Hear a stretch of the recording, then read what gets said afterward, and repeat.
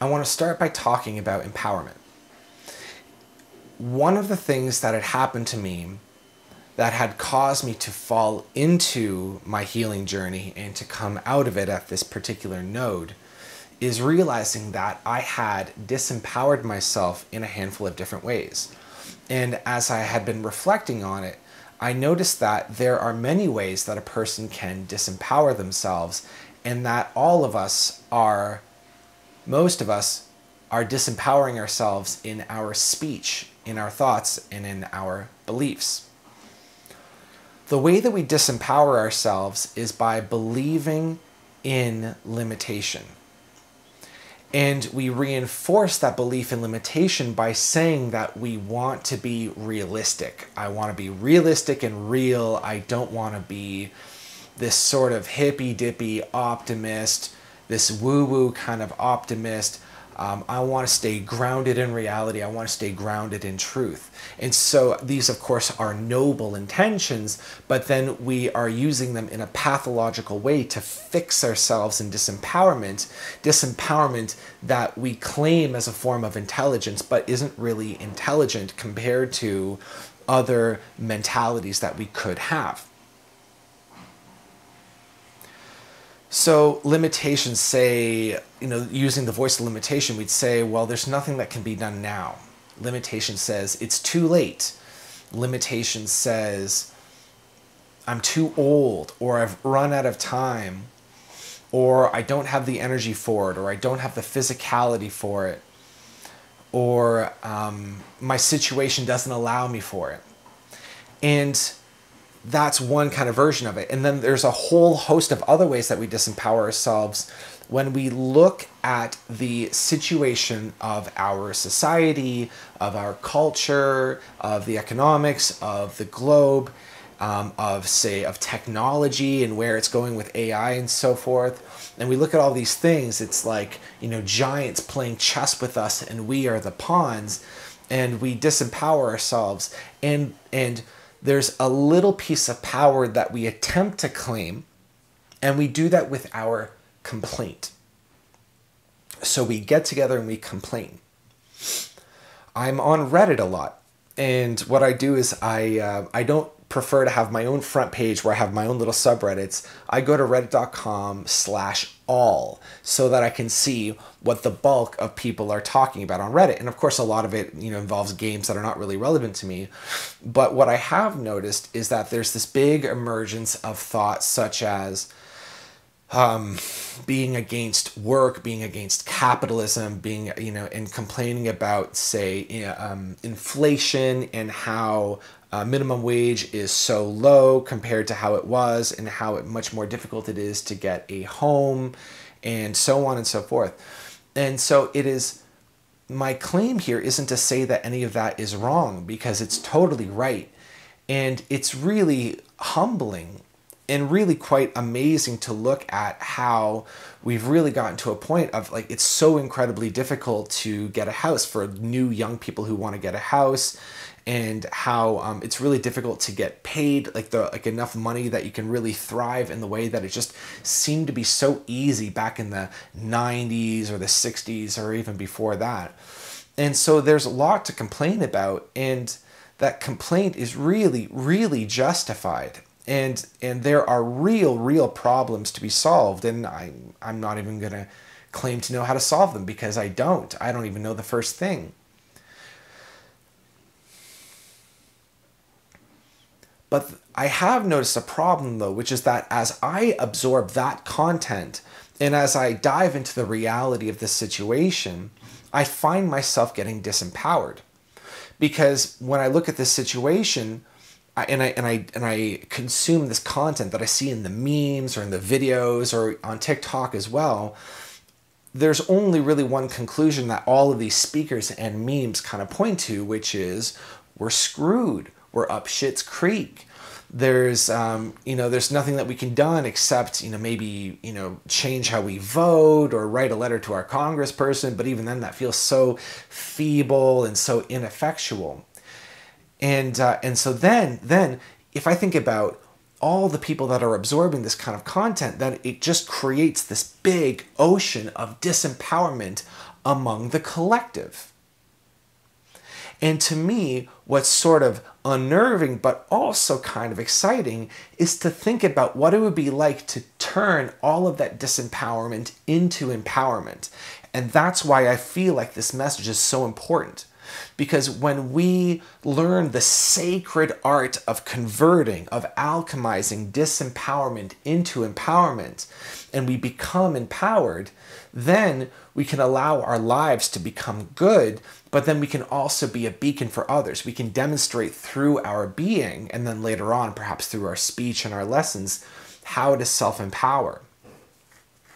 This is something that I've known, and this is something that I think is relatively common knowledge. Like, for example, as you're speaking about this, I'm sure that you're no stranger to this subject, but I've always found that I was resistant to this kind of thing because perhaps like you, I have such love for humanity and such a desire for the wellness to blossom in humanity. I really can't believe it. Even as I think about it, I have just such an intense desire for you to be well and for us as a species to be well, that in my good intentions, I would actually disempower myself so that I could vibrate with those who are also disempowered, so I could join them in camaraderie. which is really, it's sweet, but it's also kind of dumb. I worked with one healer just today, lovely woman, lovely young woman, and she speaks in very esoteric language that I myself have come to resonate with. And she's a woman who is incredibly empowered, and she's empowering women, business women, and she's created a really fine living for herself. Really affluent surroundings, and it's because she allows herself to have it. Just in the same way that if I'm being honest, I realize I can also allow myself to have it. A major reason why I wouldn't allow myself to be truly empowered is because I have sincere fear around being seen as having an unfair advantage, or as being lucky in an unfair way, or having something that I don't deserve, and buying into this idea that I don't deserve to have anything unless everybody else gets theirs first. And I'm learning that that's not how it works. At the very end of the day, only we can empower ourselves. No one person can empower any other human being. Personal empowerment is an incredibly central, intimate decision that we make. And even when we make that decision, that doesn't mean, okay, now let the riches flow in. Sometimes it can, but that's only very, very rare.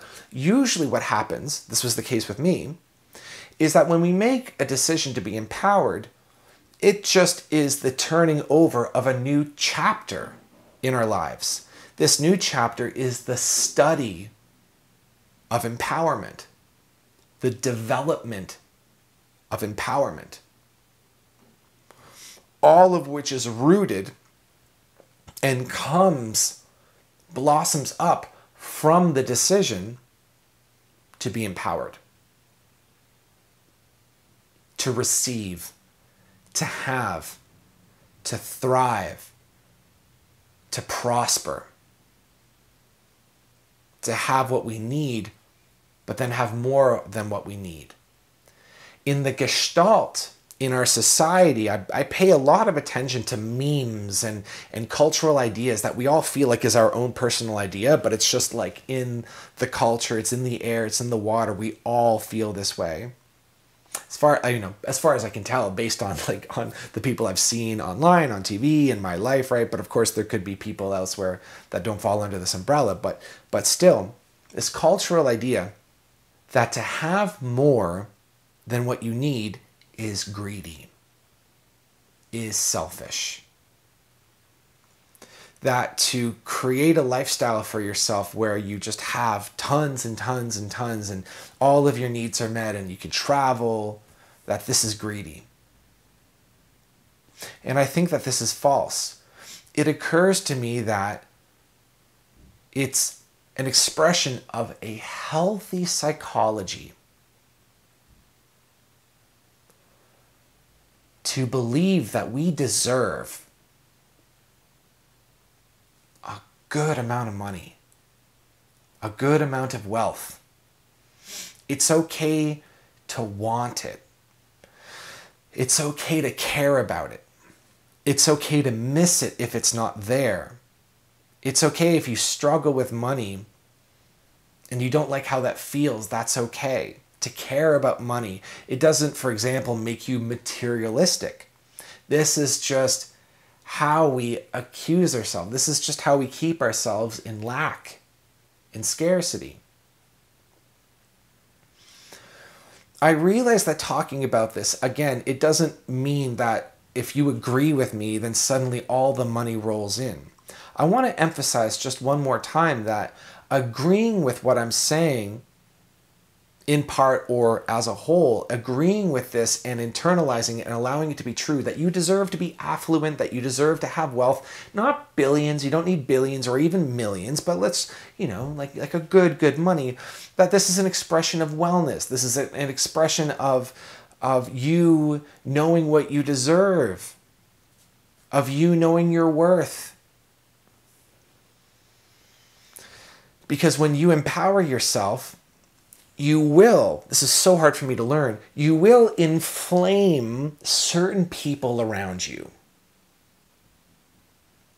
You will upset other people who are caught deep in the psychology of disempowerment, where they believe very deeply that they're disempowered, that they do not have power over their situations. And they believe it so deeply that the thought structure of disempowerment repels any other messaging of empowerment. It says, no, this is impossible. No, it's too late. We're out of time. Society, culture, the rich people, Elon Musk, so on and so forth. So you will inflame those people.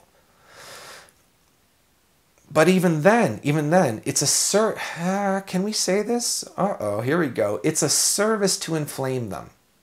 Let's try that one out. It's a service to inflame the egos and the mind structures of those who are caught in disempowerment, where you're not flaunting your money at them, but you're becoming affluent and successful, wealthy in all the different ways, physically healthy, you're growing and advancing. If that upsets people, then maybe it's good for them to be upset with you succeeding. And then, of course, there's everybody else who, like me, when I was speaking with this healer I was mentioning, you may remember, oh wait, I can empower myself. It's only through an artificial mind structure that I'm disempowering myself. So why would we talk about this? What's the value of you claiming your power? Why would I want that for you?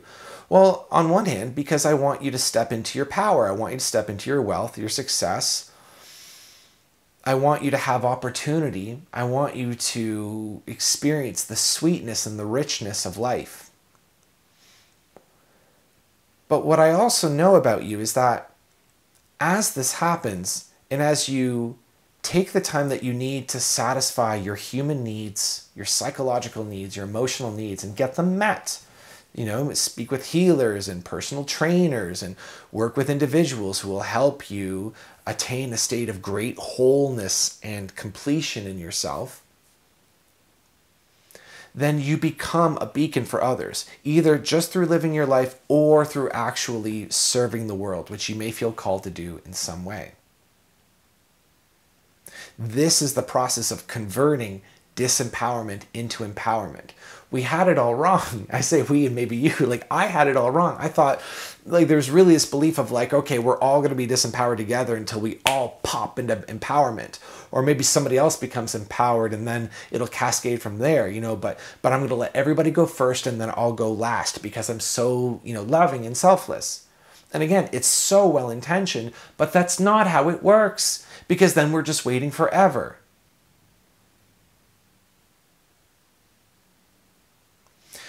There's so much content that comes to us, and now I can speak really confidently for all of us as a society, Canada, America, Western Europe, this kind of thing. We receive so much content that tells us about what's happening on our behalf without us, and we do not have a say in it.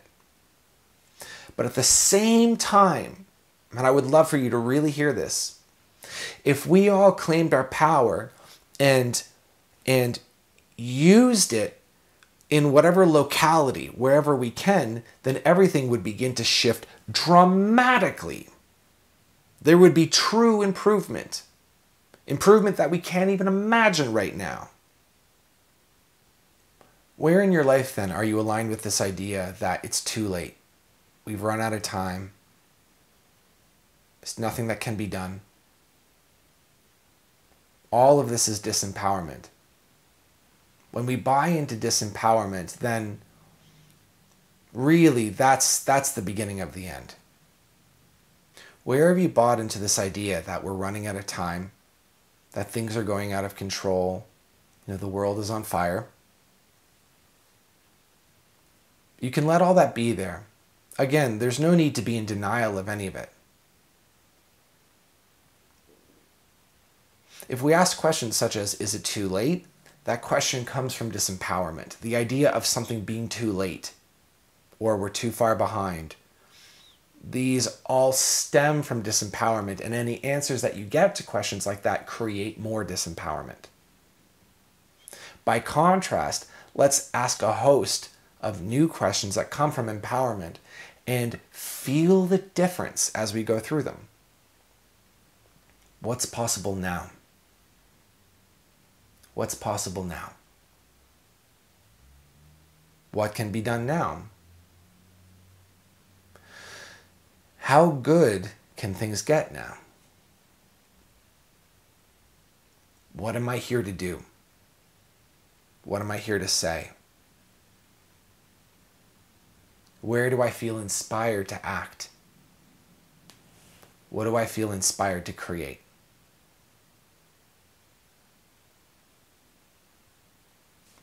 How much fun can I have? How much fun can I let myself have? How is all of this funny? How is all of this funny?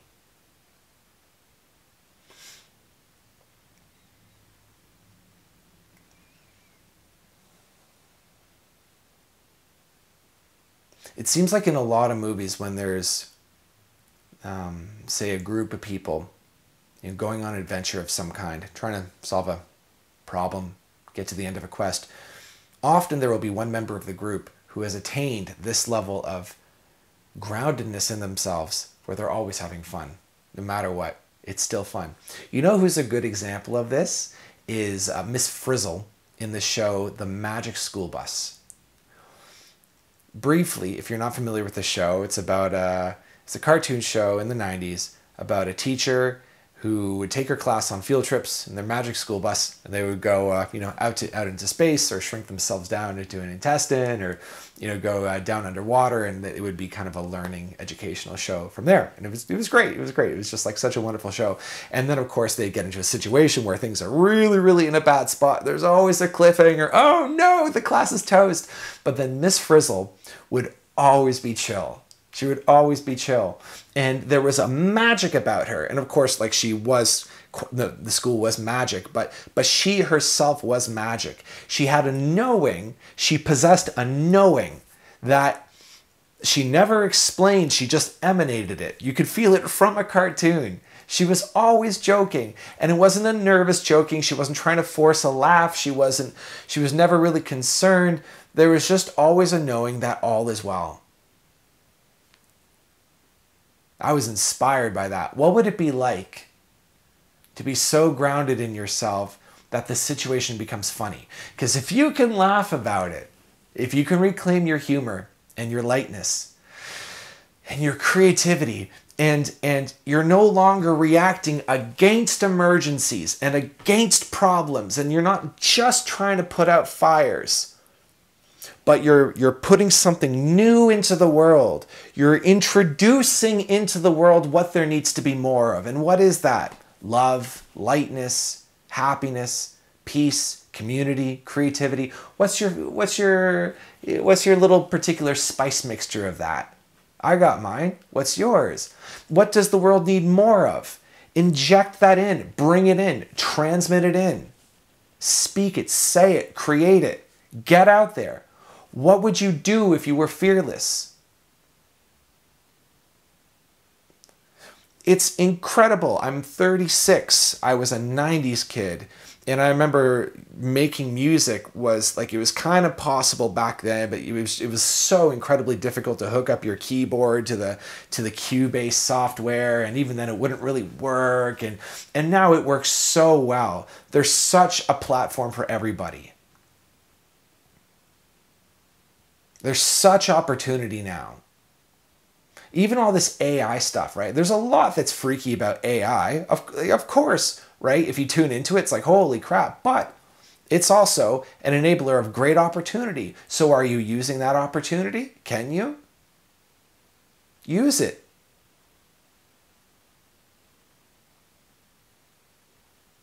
This is empowerment.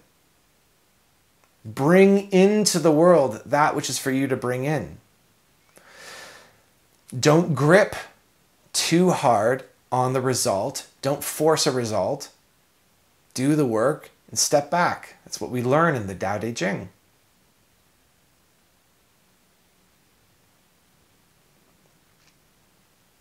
Find the humor. Find the lightness. Live intensely. Love intensely.